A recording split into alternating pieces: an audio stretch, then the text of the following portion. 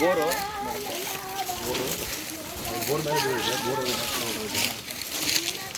ಇಲ್ಲೇ ಮನೆ ಮಾಡ್ಕೊಂಡಿದ್ರು ಅಂತ ಇಲ್ಲೇ ಸದ್ಯ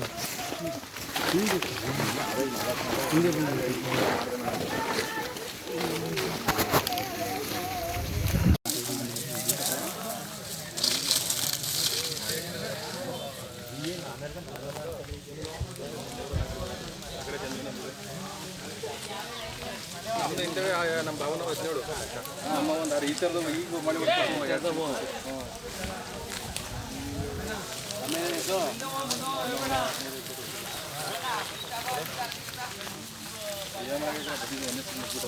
ಬನ್ನಿ ಹಂಗಾಸ್ ಬರ್ತಾರೆ ಕಳೆದ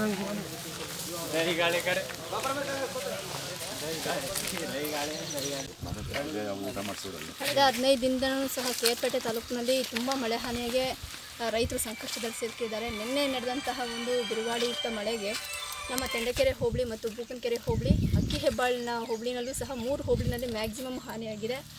ಹೆಚ್ಚುವರಿಯಾಗಿ ತೆಂಡಕೆರೆ ಹೋಬಳಿ ಮತ್ತು ಬೂಕನಕೆರೆ ಹೋಬಳಿನ ಒಂದು ಬನ್ನೇನಹಳ್ಳಿ ಗ್ರಾಮದಲ್ಲಿ ಮತ್ತು ಎಂ ಹೊಸೂರಿನಲ್ಲಿ, ಹೀರಾಜ ಅಂಚೆಬುದ್ನಹಳ್ಳಿನಲ್ಲಿ, ಅಂಚೇನಹಳ್ಳಿ ಗ್ರಾಮದಲ್ಲೂ ಸಹ ಮನೆ ಹಾನಿಗಳು ಹೆಚ್ಚಾಗಿದೆ. ಮತ್ತು ಹೀರಾಜಮ್ಮ ಅನ್ನೋ ಒಂದು ಕುಟುಂಬಕ್ಕೆ ಸಂಬಂಧಪಟ್ಟಂತಹ ಒಂದು 2 ಎಕರೆ ಜಮೀನಿನಲ್ಲಿ ಸುಮಾರು 95ಕ್ಕೂ ಹೆಚ್ಚು ತೆಂಗಿನ ಮರಗಳು ಮತ್ತು ಬಾಳೆಗಿಡ ಸಂಪೂರ್ಣವಾಗಿ ನೆಲ ಕಚ್ಚಿದ್ದು ಆ ಕುಟುಂಬ ಇವತ್ತು ಬೀದಿಗೆ ಬಂದಿದೆ. ಸೊ ನಮ್ಮ ಸರ್ಕಾರದ ವತಿಯಿಂದ ಈ ಒಂದು ಎಲ್ಲ ರೈತ ಬಂಧುಗಳಿಗೆ ಏನು ಸಕಾಲದಲ್ಲಿ ಪರಿಹಾರ ವಿತರಣೆ ಮಾಡಬೇಕು, ಅದಕ್ಕೆ ಇವತ್ತು ಜಂಟಿ ಸಮೀಕ್ಷೆ ಮಾಡ್ತಾ ಇದ್ದೀವಿ. ತೋಟಗಾರಿಕೆ ಇಲಾಖೆ, ಕೃಷಿ ಇಲಾಖೆ ಮತ್ತು ನಮ್ಮ ಒಂದು ಕಂದಾಯ ಇಲಾಖೆ 3 ಇಲಾಖೆಯನ್ನು ಜಂಟಿ ಸಮೀಕ್ಷೆ ಮಾಡಿ ಸಕಾಲದಲ್ಲಿ ಅವರಿಗೆ ಮನೆಗೆ ಪರಿಹಾರ ಮತ್ತು ಬೆಳೆಗೆ ಪರಿಹಾರ ಏನು ಕೊಡಬೇಕು ಅದನ್ನು ತುರ್ತಾಗಿ ಕೊಡ್ತೀವಿ ನಾವು. Thank you. Pink colour pencil size ಬರ್ತಿರುತ್ತೆ. ಈ ಹತ್ತಿರದ್ದೆಲ್ಲ ಬಿಳಿಯಾಗಿರುತ್ತೆ ಮೇಡಮ್. 3 ಅಡಿ ಸುತ್ತಿದ್ದೆಲ್ಲ ಬಿಳಿಯಾಗಿರುತ್ತೆ. ನಂತರದ್ದು ವಾಟರ್ಗಳಿಗೆ ಏನಿದೆ ಮೇಡಮ್, ಈ ಮಣ್ಣಲ್ಲಿ ಮೇಡಮ್ ಹೆಚ್ಚು ಇಳುವರಿ ಇರುತ್ತೆ. ತೆಂಗಿನಕಾಯಿ ಮಿಕ್ಕಿದ ಜಾಸ್ತಿ ಇರುತ್ತೆ. ಫಸಲು ಜಾಸ್ತಿ ಮೇಡಮ್.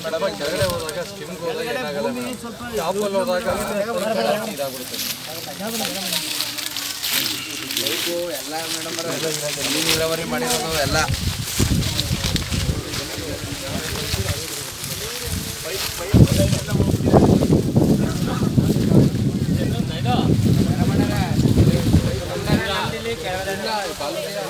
ಇದು ಬಾಲ ಬೇಕಾ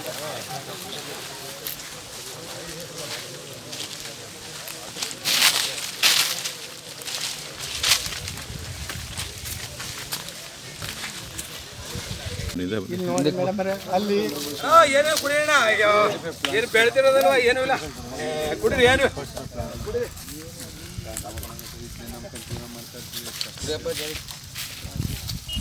ಅಲ್ಲಿ 2 ಎಕರೆ ಬಾಳೆ ಫುಲ್ ತೊಗೊಂಡ್ರೆ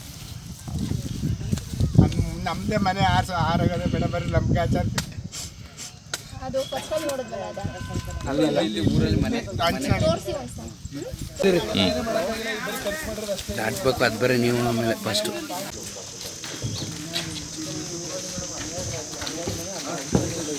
ಆಯ್ತಪ್ಪ